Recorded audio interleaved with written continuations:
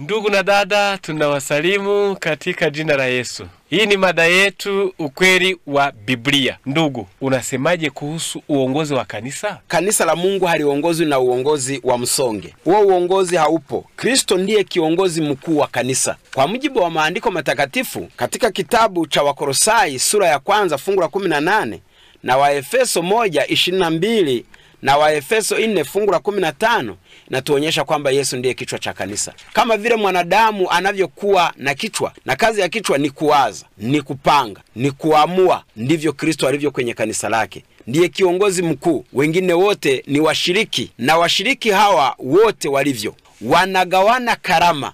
Kristo anawatawanya. Kwa mujibu wa Wakorinto wa kwanza sura ya 12 kuanzia fungu la 4, kanisa la Mungu limegawanyika.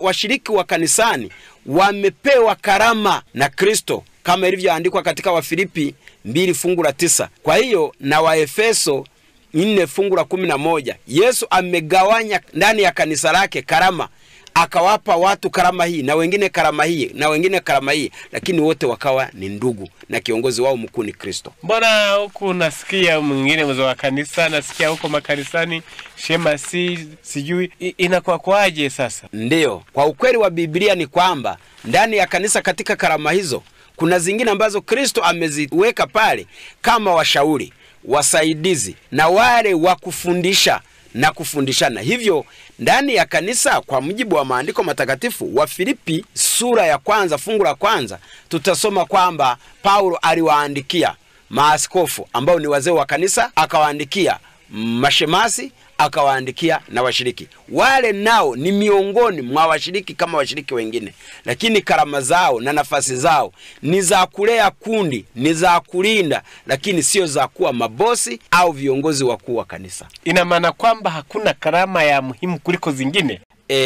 Hayupo mwanadamu aliyepewa karama nzuri na bora ya kuziongoza karama zingine. Hiyo ni nafasi ya Kristo peke yake.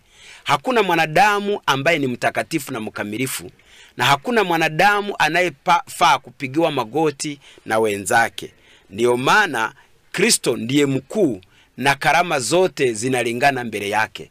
Katika Mathayo sura ya 23 fungu la 8 hadi la 9, Yesu alisema kwamba sisi wote ni ndugu. Anasema hivi, bali ninyi msiitwe rabi, maana mwalimu wenu ni mmoja, nanyi nyote ni ndugu. Wala msiitwe mtu baba duniani, maana baba yenu ni mmoja, aliye wa mbinguni.